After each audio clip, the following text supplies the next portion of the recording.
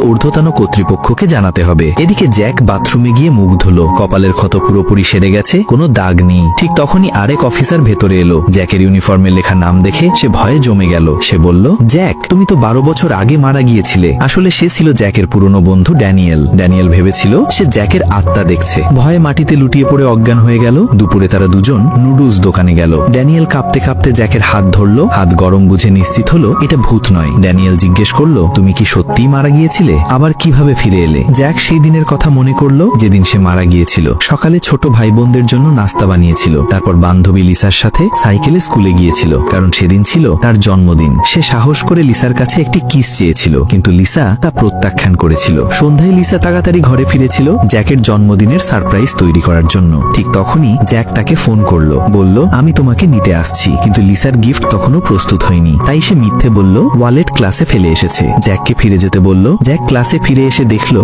একজন সহপাঠী অচেতন হয়ে পড়ে আছে।